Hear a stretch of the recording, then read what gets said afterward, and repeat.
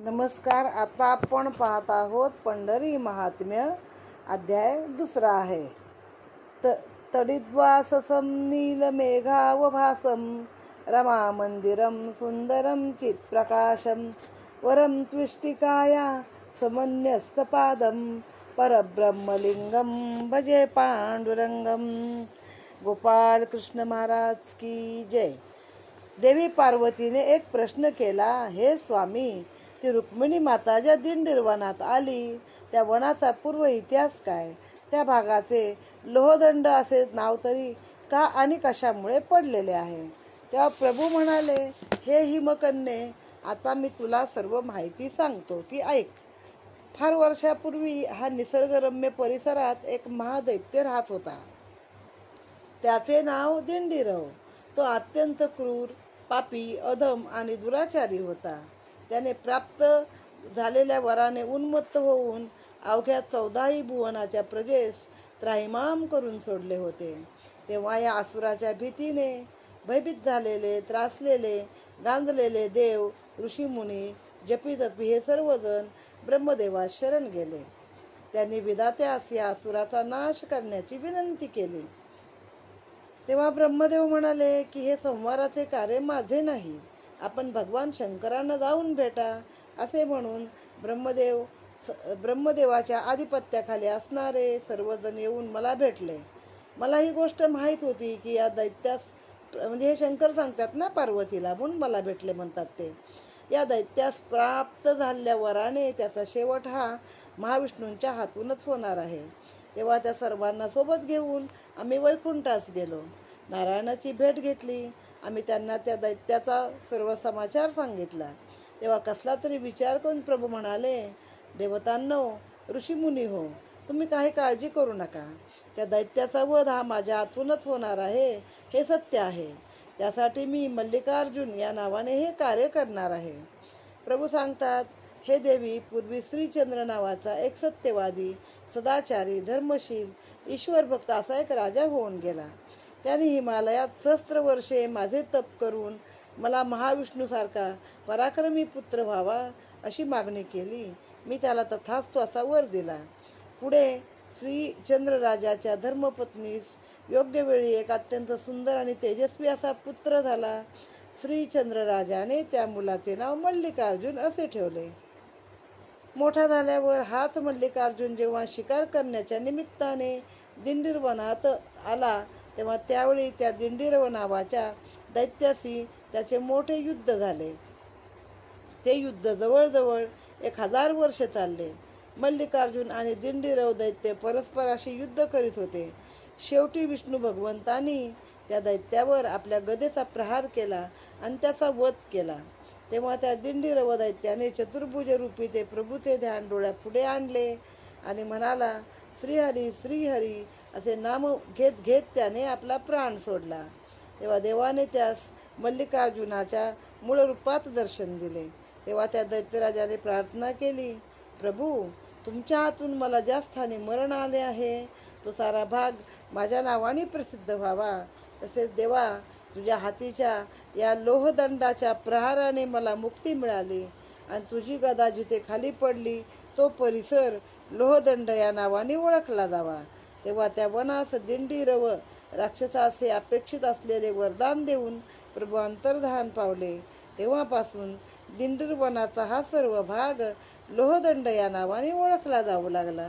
देवी, ही भूमी पवित्र असल्यानेच या स्थानी रुक्मिणीचा शोध घेत श्रीकृष्ण भगवान इथे आले. इथे ते परब्रह्म सावळ्या विठ्ठल रूपात विटेवर उभे, कटीवर हात ठेवून उभे आहेत. वक्रतुंड महाकाय सूर्यकोटी समप्रभ निर्विघ्नं कुर्मे देव सर्वकार्येषु सर्वदा. गुरुर्ब्रह्मा गुरुर्विष्णू गुरुदेव महेश्वरा, गुरु साक्षात परब्रह्म तस्मै श्री गुरुवे नमः. पंढरीनाथ महाराज की जय. श्री विठ्ठल जय हरी विठ्ठल, श्री विठ्ठल जय हरी विठ्ठल. श्री गणेशाय नमः. पार्वती म्हणे चंद्रशेखरा, निळकंठा कर्पूर गौरा, पिनाकपणी पंचवक्रा चंद्रमौळी स्वामिया. हे दिंडीरव नामवन, लोकी बोलावया काय कारण, लोहदंड क्षेत्र हे खूण, कासया वारुनी पडले असे. शिव म्हणे ऐके कल्याणी, पूर्वी महादैत्य होता ते स्थानी. चतुर्दश लोका लागुनी प्रलय केला दैत्येंद्रे. शरीर विशाळ अद्भुत, चालोने दी सूर्याचा रथ. विक्राळ वदन दैसा कृतांत, तेवी युगांत भैरव. त्या दैत्या नाव दिंडीरव, त्यास देखोन भीती सकळ देव. सूर मग मिळवणी सर्व, इंद्रापाशी पातले. म्हणती रक्षी रक्षी सुरेंद्रा, वदी लवकरी या असुरा. मग इंद्राधिक मिळवणी शंकरा, जवळी त्वरी पातले.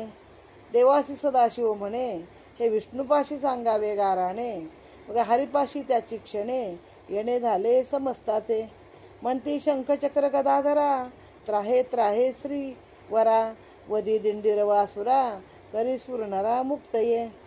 हरी जय हरी शेषशयना, नमो तुझ गरुड वहना. आदिपुरुषा जनार्दना, नमो निर्गुणा स्वरूपा. ज्योतिस्वरूपा सच्चिदानंदा, पुरुषोत्तमा आनंद कंदा. धर्मपाळका विश्ववंद्या, धाव एकदा ये वेळी. धावे माया चक्र चाळका, हरी कैवल्य सुखदायका. बघ संतोष ती भक्त सका, काय बोलता झाला. हरी म्हणे इंद्रादी देवगणा, तुम्ही जावे आपल्या स्थाना. मी करीन तुमच्या कारणा, मल्लिकार्जुन रूप धरोनी. बघा पार्वती देवाला पण प्रश्न विचारताना त्याही तारीफ करते नवऱ्याची. आपल्या निळा कंठ आहे तुझा, कापरासारखं शुभ्र अंग आहे, तुझं पिनाक नावाचं धनुष्य आहे, तुझी 5 तोंड आहे, तुझ्या डोक्यावर चंद्र आहे. असं नवऱ्याशी गोड गोड त्याही तारीफ केली तर तो सगळी कामं आपली करील. तसं गोड राहत जा.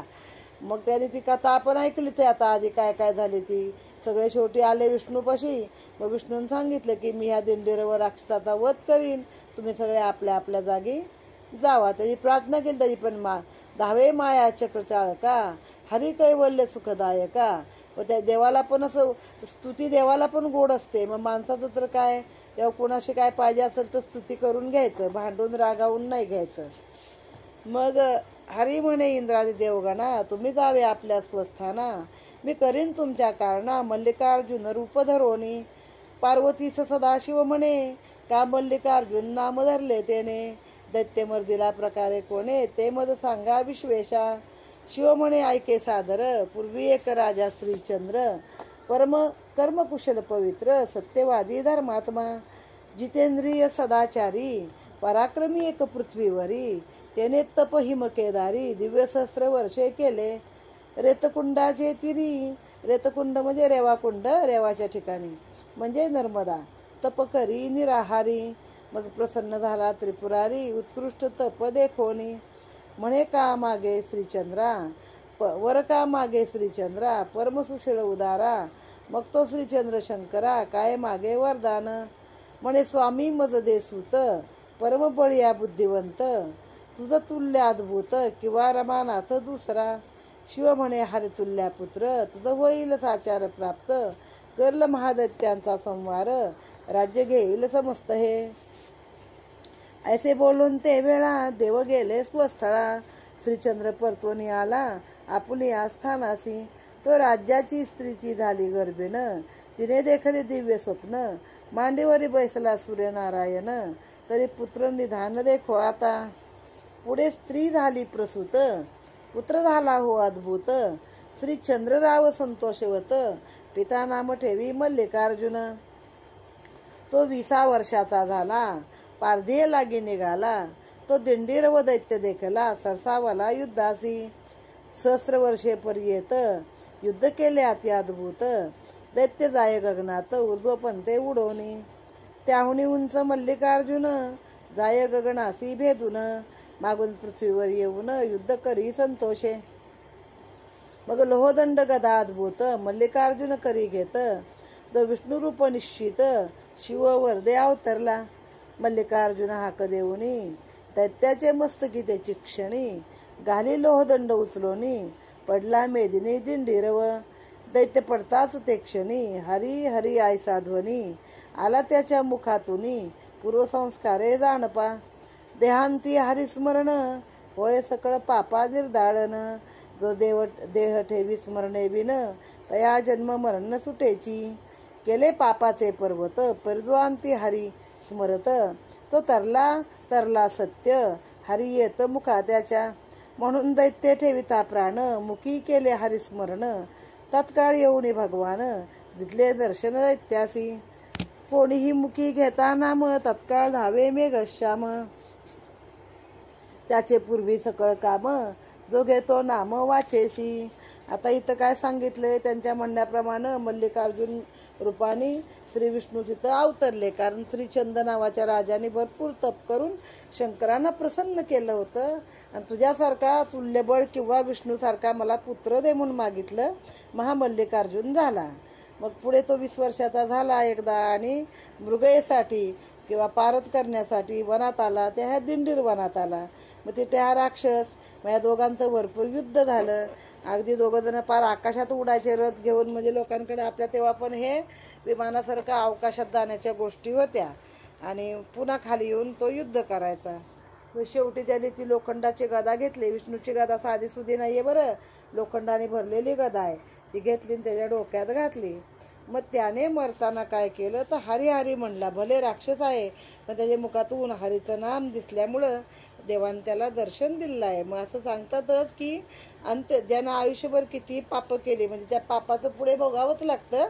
असं नाही की तुम्हाला मुक्ती मिळते, म्हणजे आयुष्यभर पाप कराल आणि मरताना देवाचं नाव घ्याल असं नाही. पण जर मुखी हरीचं नाव घेतलेलं आहे तर तुम्हाला त्याच्यामधून देव प्रत्यक्ष दर्शन देतो, आणि तुम्हाला तुमची सगळी हे नष्ट झाली, एकंदरीत भोगली केलेली पाप, की तुम्हाला मुक्ती मिळते.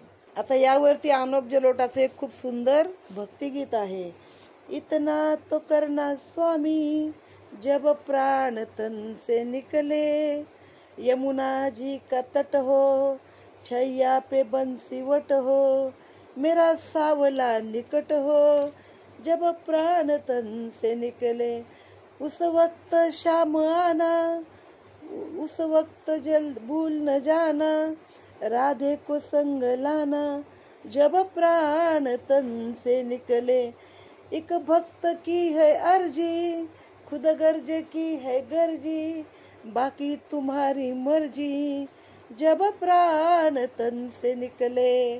म्हणजे आपण तेच केलं पाहिजे. मुखी नाम घेतलं अंत समयाला, तर तेव्हा देव तुम्हाला दर्शन देतो आणि तुमचं मनोरथ पूर्ण करतो, हेच सांगितलं आहे. नामाचा अडका थोर, न धरीच मग काही धीर, तो वैकुंठीचा सुकुमार, सत्वर येतो धावोनी. असं श्रीहरी आला दैत्याजवळी, हृदयाली आलिंगला ते वेळी, बघ म्हणे मी प्रसन्न झालो वनमाळी, मागते ये काळी अपेक्षित. श्रीहरीच म्हणे दैत्य, मग लोहदंडे आला मृत्यू, लोहदंड नाम सत्य, या क्षेत्रासी चालो का. तुझा अंश हा मल्लिकार्जुन देख, हा होय येथे क्षेत्रनायक, त्याच्या दर्शने सकळीक पावन होतं सर्वदा. तीर्था नाव सूर्यतीर्थ, येथील दर्शने प्राणी होतील मुक्त, स्नान मात्रे शिवलोक प्राप्त, व्हावा येते प्राणिया. मज लागूनी गदा पडली, गदा तीर्थ नाम या स्थळी, तेथे स्पर्श मात्रे सकळी, पापे जळती जीवाची. हे गदा जे आलिंगित, त्यासन बाधी भूत प्रेत, तेथील मृत्तिकेने समस्त पिशाचे पळती टाकता. मग तिथली माती जरी घेऊन टाकली तरी भूतप्रेत असतात, ती पळून जातील. ही लोहदंडाने मला मारलं, म्हणून वनाचं नाव लोहदंड होऊ दे. तू मल्लिकार्जुन अंशाने आलायस, म्हणून क्षेत्रनायक कोण राहील, मल्लिकार्जुन राहील. या तीर्थाला सूर्यतीर्थ म्हटलं जाईल. जिथंही तुझी गदा पडली तिला गदा तीर्थ म्हणतील. तुझी गदा जे आलिंगन देतील, म्हणजे कुठेही तीर्थात आपल्याला बघायला पाहिजे, पुढे येईल उल्लेखामध्ये, तर तिथे भूतप्रेताची बाधा नाही. तिथली माती जरी उचलून टाकली तर तिथली भूतप्रेत अंगात असणारी पळून जातील. आणि इथं जे कोण काही येतील त्यांना मुक्ती दे. प्राणी माझ्या नामे जाणे, म्हणते असे दिंडीर वन, स्वामी तू वाही राहणे, हे वन उद्धरावे. मग ऐसा मागे दिंडीरावं, ऐकून संतोषला माधव. म्हणे जे जे तुझे भाव, सिद्ध गेले सर्वही. दैत्य विमानी बसून, पावता झाला वैकुंठ भुवन. लोहदंड क्षेत्रतैपासून, नामयासी पावती. सूर्यतीर्थ गदातीर्थ, दिंडीर रव हे वन निश्चित. ही कथा नारद सांगत, शेषासी पाताळी. सूत शौनकादिका प्रथा सांगत, दिंडीर वन हे पुण्यवंत म्हणून रुक्मिणी तेथ तप करीत निश्चय.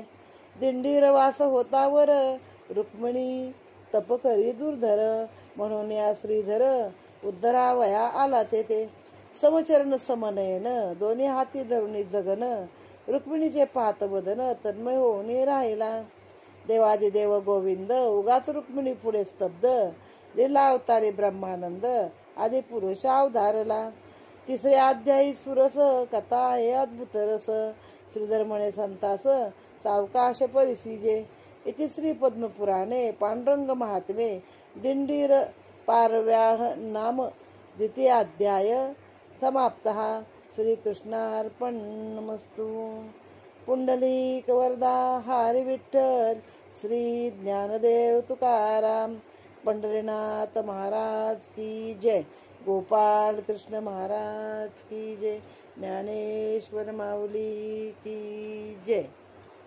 इथे अध्याय दुसरा समाप्त.